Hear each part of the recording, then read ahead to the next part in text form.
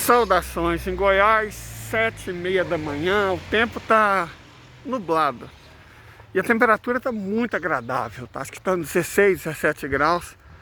Aquele frio de ontem, antes de ontem foi embora e agora tá uma temperatura muito boa, nublado. Não tá o tradicional céu azul de Goiás, mas tá ótimo. Agora estamos indo na Dona Mãe, né? Eu até deveria ir para a missa, mas eu tô em pecado e tenho que me confessar antes. Eu fico chateado de ir na missa e não comungar, então enquanto eu não me confessar, vou ficar só rezando em casa mesmo. Mas enfim, hoje eu tive uma experiência muito interessante. Eu acordei, né? Eu sempre acordo cedo, isso aí não... Eu sempre acordo cedo. E aí fui verificar, né, se as pessoas tinham mandado recado, o que as pessoas tinham escrito, ver o que tinha acontecido de novo no mundo. E aí chego naquela rede social das pessoas dançando. E tem lá uma postagem sobre... Eu tenho um hábito que é ruim. Eu caio muito em clickbait. Um daqueles perfis supostamente de geografia, né, que mostra dados do mundo. Alguns brasileiros são bons. Tem boas fontes e tal, trazem informações. Mas os gringos, principalmente, eles costumam ser muito ruins. Eles tiram informação do furico e postam como se fosse verdade. E aí eu clico na primeira vez que aparece, às vezes tem alguma coisa boa, clico para seguir, mas aí aparece outras publicações, eu vejo que é ruim, deixo de seguir. Tava seguindo um desse perfil e aparece um tradicional, né? Os 10 melhores sistemas ferroviários do mundo. E os 10 piores. O brasileiro é o quarto pior. Falei, e fui ver, mas não foi esse que me atingiu, não. Fui ver os 10 melhores. Tudo país europeu. Não tava a China. Eu fui e perguntei, mas a China tem 40 mil quilômetros só de trem-bala. E ela tem maglev, os melhores mais rápidos do mundo. Aí um carinha lá me respondeu uma coisa totalmente nada a ver, né? Ah, mas a renda per capita da China é menor que a do México, não sei o que, não sei o que. As coisas nada a ver com ferrovia. Falei, cara, em dólar cambial, até acredito que a renda per capita da China seja menor que a do México. Mas paridade do poder de compra não é mesmo. Não tem nem comparação. Isso não tem nada a ver com o assunto da ferrovia, né? Coloquei lá, olha gente, o pé de moringa. Mesmo na seca, olha, se você tem terra, irmão, irmã, camarada, essa é a planta. Mesmo na seca ela tá florindo. Olha lá, ó, deixa eu repetir. Essas vagens, elas são trituradas e dadas para ração. A semente dentro delas faz um óleo tão bom quanto o azeite. O resíduo pode ser utilizado para purificar água. Certo? Essa é a fala. Resíduo pode ser utilizado para purificar água. A folha comestível, a folha fresca. Agora aqui, como está na seca, ela não nasce mais broto, né? Ela é uma caducifólia, vai perder as folhas. Mas você pode secar e fazer igual minha mãezinha fez. Faz o pó. Coloca na comida, se você tiver filho, irmão, enjoado, você coloca na comida e eles nem vê. Muito saudável mesmo. Até a raiz dessa planta você aproveita. Moringa oleífera. Certo? Plante. Mas voltando ao caso do americano lá. Aí ele insiste, né? Que não sei o que. A China não sei o que. Eu falei, pô, pensei assim. Falei, cara. Foi ontem, na verdade. Não, minto, semana passada. Nós já estamos no domingo. outra semana, foi acho que sexta-feira, antes de ontem então, né? Semana passada, que a expectativa de vida dos chineses ultrapassou a dos americanos. A dos americanos é basicamente a mesma que era 40 anos.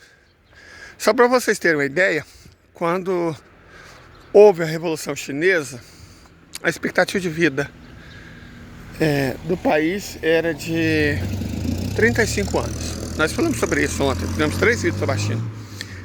Quando Mao Zedong entrega, era de 70 anos. Por isso que eu falo, essa narrativa de matou melões, de revolução cultural, de grande salto para frente, essa tentativa de vender fracasso, é propaganda mentirosa, claro. Toda propaganda é mentirosa, né? Walter Benjamin deixou isso claro. Toda propaganda é essencialmente mentirosa. Ela vende uma mentira. Essa é a ideia da propaganda. Vende ilusão.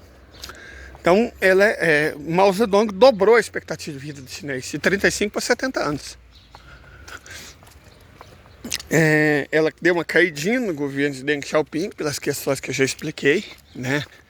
Ao liberalizar a economia, ele fez o que tinha que fazer, mas ao liberalizar a economia um pouco, o padrão de vida caiu, a taxa de expectativa de vida caiu, a desigualdade aumentou, a mortalidade infantil cresceu, a taxa de analfabetismo cresceu também.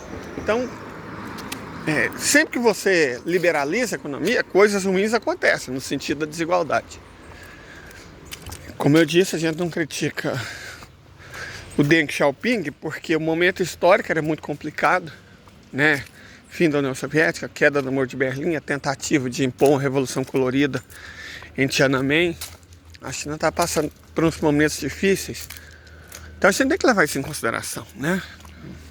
Mas enfim, Xi Jinping assume e recupera a economia chinesa, a sociedade chinesa, cria a civilização ecológica e tal. Deu tudo certo e a China, semana passada, oficialmente ultrapassa os Estados Unidos em expectativa de vida. Faz sentido, porque, né? Estados Unidos é uma nação obesa, onde a comida saudável é muito cara e os ultraprocessados são baratos, com um número enorme de pobres. Então, né, faz muito sentido a situação da expectativa de vida americana estar estabilizada desde os anos 70, na prática, porque o país degringolou. E aí, cara, eu coloco estado. E o cidadão, acho que, né, fala, você mora num país pobre, que tem favela, tal, não sei o quê. Falei, cara, né, nós estamos falando de ferrovia. A rede ferroviária da China é melhor do que desses países europeus que você citou aí. Mas qual foi o argumento que ele utilizou, gente? Isso é Xangai e Beijing. O oeste da China é muito pobre. Eu falei, escrevi, né? Foi pobre nos anos 2000. A coisa agora mudou muito. Se você quer ver pobreza no oeste agora, vai pro seu país. Você acha muito dele em Los Angeles. Nossa, aí o cara, né? Eu sei que tratar na internet mas é para isso que a internet serve, né? Você tratar com desconhecido. E foi uma experiência sociológica interessante, porque eu fui vendo como um americano, não médio parece que é mais burro que isso, mas um americano que tem um pouco mais de informação Aí ele inventa o dado, 80% dos brasileiros são pobres. Eu falei, cara, esse não é um assunto. Mas em número tem mais pobre no país de vocês, seu, né, do que no meu. A inflação no seu país é maior do que a do meu. Então, e seu país, além de tudo, tem uma desigualdade social que é absurda. Ok, aí a caminho entrou para isso, né? Ele foi tentar defender os Estados Unidos. Falou, eu falei, vocês não têm terras raras mais, né? Nós temos, porque nós pegamos as do Afeganistão. Falei, não, cara, você está enganado. Vocês perderam a guerra do Afeganistão. Vocês passaram 20 anos lá e perderam a guerra. as reservas de terra rara agora são da China. O Talibã vendeu para a China. Nossa senhora, aí o cara ofendeu o Brasil com todos os tipos de argumento que ele conhecia. Tirou dado, não sei de onde, ele inventou, né, claro, parecendo um bolsonarista. Quando a coisa foi pro lado da guerra que eles perderam, e aí, claro, eu senti fraqueza, né? Não é que eu seja um troll, mas eu sei lidar com o troll. A melhor maneira de lidar com o troll é não alimentar. Mas uma vez que você alimentou, você tem que ir até o fim. Aí eu vi que ele sentiu, não, vocês perderam a guerra para plantador de arroz, depois para criador de camelo, agora para pastor de cabra. E estão apanhando na Rússia, na Ucrânia também. Cara do céu, mas aí a pilombeta ficou histérica. Não sei o que, não sei o que, não sei o que, não sei o que. Porque não sei o que, a Rússia está há 18 meses, só tem 30% da Ucrânia. Eu falei, tá, vocês ficaram 20 anos e perderam 100% do Afeganistão. Ficaram 14 anos e perderam o Vietnã do Sul. Então, a Rússia conquistar 30% do território ucraniano, lutando contra vocês e outros 54 países em 18 meses, não é ruim não, né? Nossa, meu Deus do céu. Ele destrambelhou de vez, ele destrambelhou completamente. Aí ele escreveu mais uns 6 comentários, eu nem li, né? Porque eu virei o jogo, né? O jogo do troll e irritar o outro. Aí o cara que escreve 6 comentários compulsivamente, com certeza está desequilibrado. Mas o que eu achei interessante foi que o fato dos Estados Unidos, falei da epidemia de fentanil, né? Claro, já que você está jogando na cara, tem que jogar na cara direito.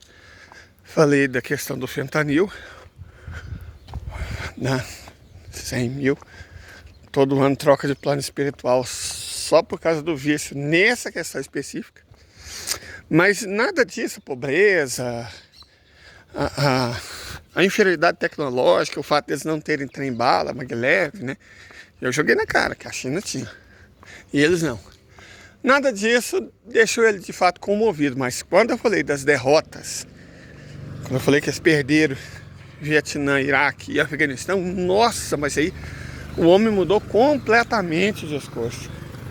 Você vê que ele sentiu. Então, os Estados Unidos, a sociedade americana, pelo que se vê, não está preocupado com desigualdade, com pobreza, com desenvolvimento, não. A sociedade americana sofre, o americano médio sofre quando é lembrado que eles não ganham guerras.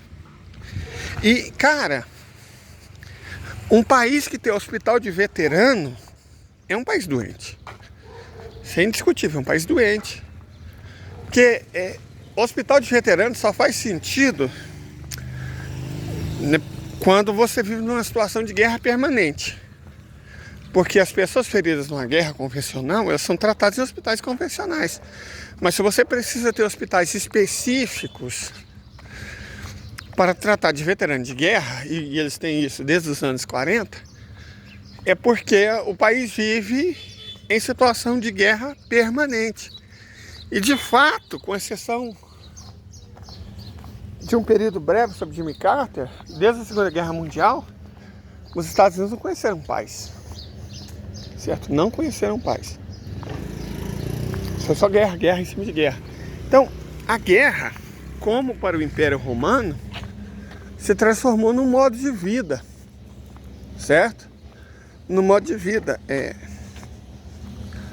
Na guerra que eles se livram das pessoas mais pobres, mandam elas por fronte, né? A guerra sustenta a indústria, sustenta lucro. A guerra é um modo de vida. Então tem uma diferença considerável entre o país estar preparado para a guerra, que é o caso da federação. Porque a federação, ela tem 14 mil quilômetros de litoral, né? Em 3 oceanos, Atlântico, Ártico e Pacífico. Carrada de mares, Negro, Azov, Báltico, Barents, Branco, Letviev, Okhotsk, Bering, certo? Do Japão.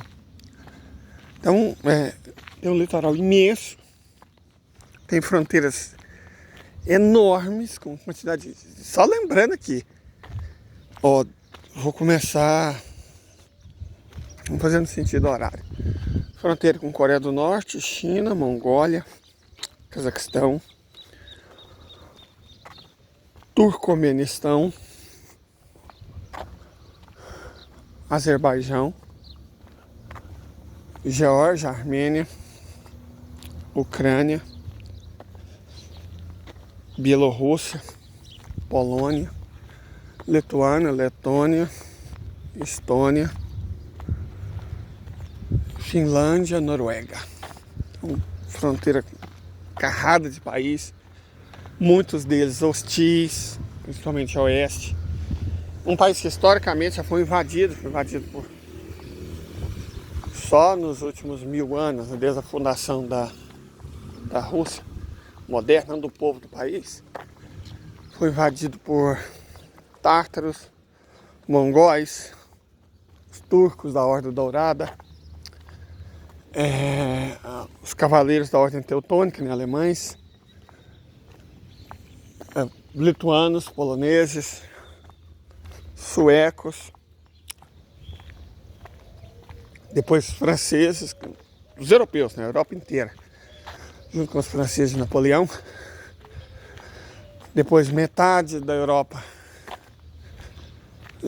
na Primeira Guerra, depois mais uma vez metade da Europa que estava do lado do Adolf.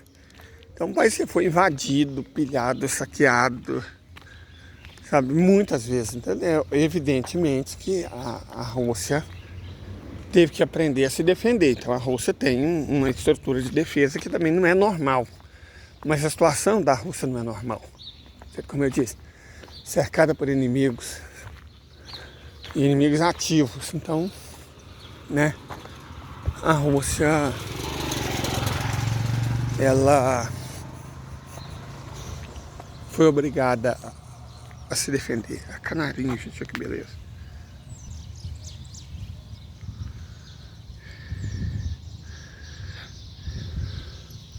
Os Estados Unidos não. Os Estados Unidos são cercados por quem? Canadá e México, Bahamas, Groenlândia, Sibéria. Os Estados Unidos não são invadidos desde a guerra de 1815. Mais de 200 anos. Eles invadem os outros. Isso eles fazem muito, sempre. Mas eles não são invadidos desde 1815. Então, o estado de guerra permanente que a sociedade americana vive é uma escolha. E pelo jeito, pelo que eu pude perceber da minha pequena treta, é uma escolha que a maior parte da população aprova. Certo? A maior parte da população parece apoiar. Parece apoiar aí, ó.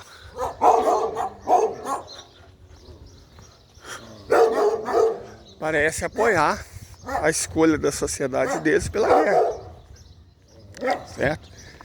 E a pobreza não ofende eles, a desigualdade não ofende eles, a inferioridade produtiva e tecnológica não os ofende, mas perder guerra parece que ofende muito o americano médio.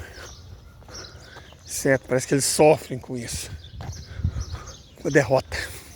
Então é uma sociedade fortemente militarizada, que aceita que o que os governos fazem, o que as empresas fazem, aceita de maneira crítica, compra a narrativa.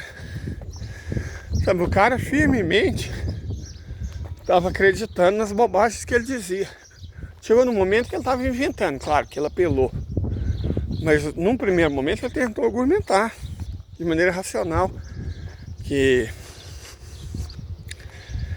os Estados Unidos ainda ainda podia fazer, acontecia.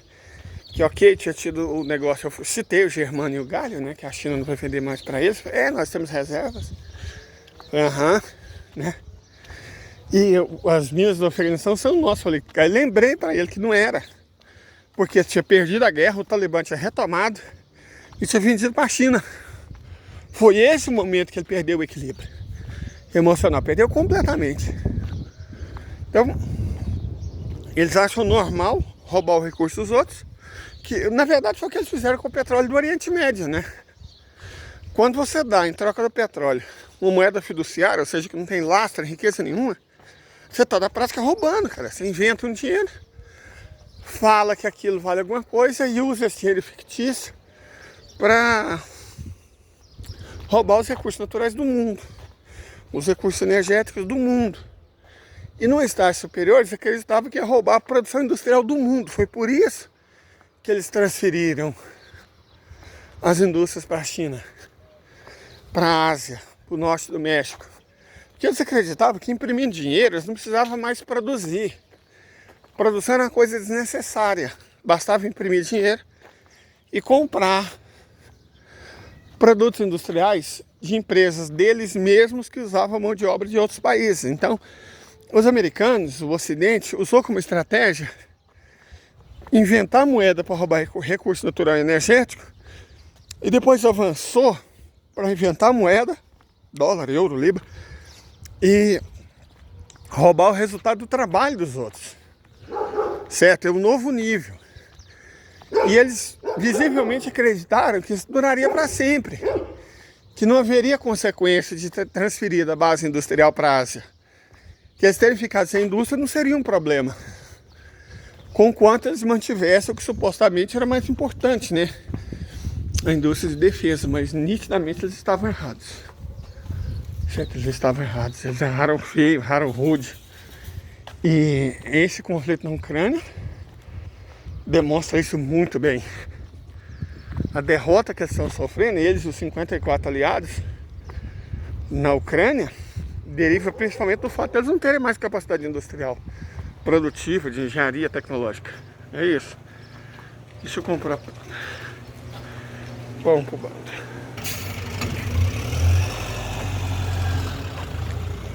Hoje vamos ver se dá certo aí com a dona mãe ao bosque. Mas enfim,